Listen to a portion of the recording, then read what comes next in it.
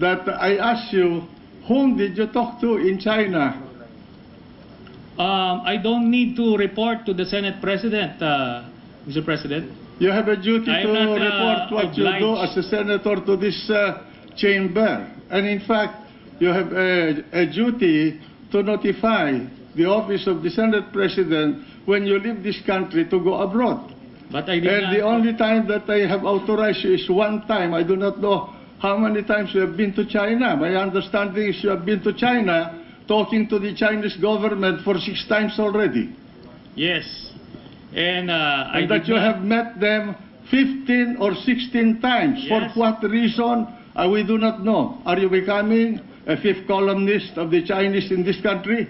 The Senate President is not privy to the backroom channel talks, and I'm not obliged in any way to. I think you have a duty to inform the people. I'm not. I have already informed the people, but not the Senate President. I'm not obliged to report to the Senate President, and all this line of questioning is irrelevant again. And should this line of questioning continue, I will have to say that I will refuse to yield anymore the floor. No, I'm asking you a question.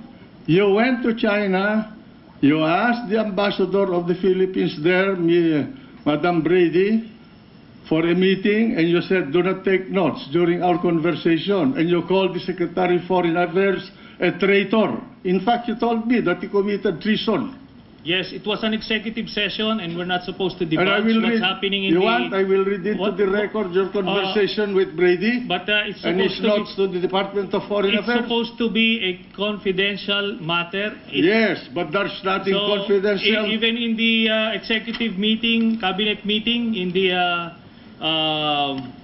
cabinet meeting in Malacanang, Mr. President, I will refuse to answer if that's Because going you to be the cannot line. answer the No, questions I'm because going it's to ask going you to about be your improper meeting. in this particular interpretation. Because you cannot answer I the can questions answer, I'm going to I ask can you. answer, but I won't be baited into that trap. You met, The point met here is, Brady. Mr. President, this is Mr. how I President, felt. may I request this gentleman Mr. President, to in be that case, admonished. I will refuse to yield the floor anymore Well, for in that case, I any will read it interpretation.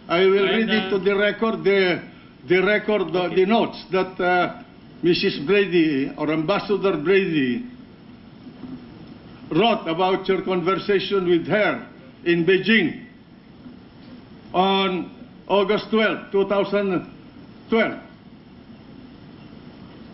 You want me to read A point this? of order, Mr. President. You want me to read this?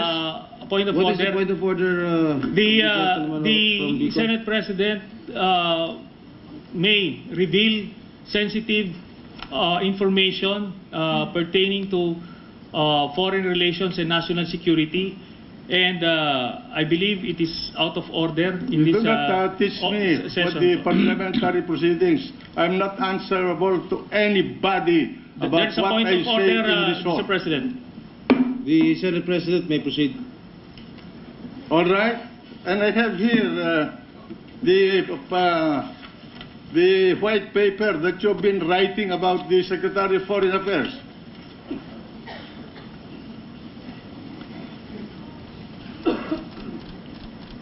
August 17, 2012. He cannot take the hit. He's a coward.